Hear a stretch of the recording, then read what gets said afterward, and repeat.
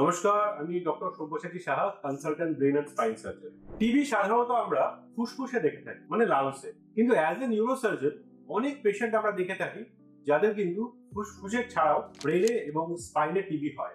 তো এই যে ব্রেনে এবং স্পাইনে টিবি, তার বিভিন্ন রকম লক্ষণ নিয়েই কিন্তু আজকে আমরা আলোচনা করব। ধরুন কোনো একজন রোগী পিঠে ব্যথা, উনি ওষুধ খাচ্ছেন কিন্তু কিছুতেই সে ব্যথা যাচ্ছে না, এবং ওনার হালকা হালকা জ্বর আসে, এটা সন্ধ্যাবেলায় বেশি হয়, এবং ওজনটা আস্তে আস্তে ওনার কমে যাচ্ছে, এবং সন্ধ্যাবেলার দিকে জ্বরের সাথে শরীরটা ঘেমে যাচ্ছে, এবং রাত্রেবেলা যন্ত্রণাটা অসহ্য পর্যায়ে চলে যাচ্ছে, উনি আর টলারেট করতে পারছেন না। এরকম যদি কারো লক্ষণ থাকে তখন কিন্তু আমাদের সাসপেক্ট করতে হবে যে ওনার হয়তো স্পাইনে টিবি আছে।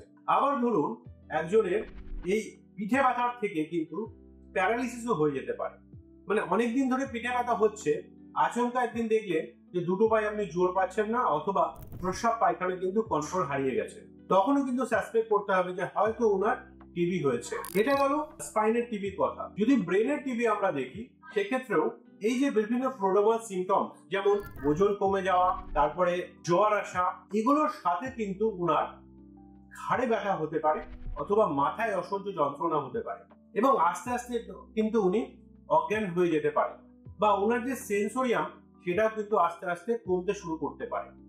তখনও কিন্তু আমাদের সাসপেক্ট করতে হবে যে হয়তো ওনার মাথায় টিবি হয়েছে। তো এই যে টিবি, সেটা কিন্তু আমাদের এই ইন্ডিয়া এবং বাংলাদেশ এই রিজিয়নে খুব কমন।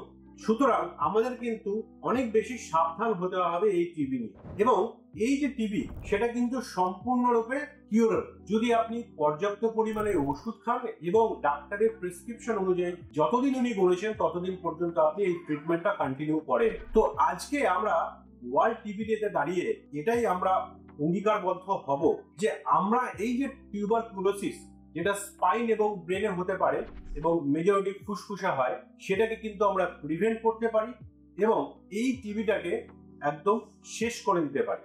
মানে উই ক্যান এন্ড টিউবারকুলোসিস।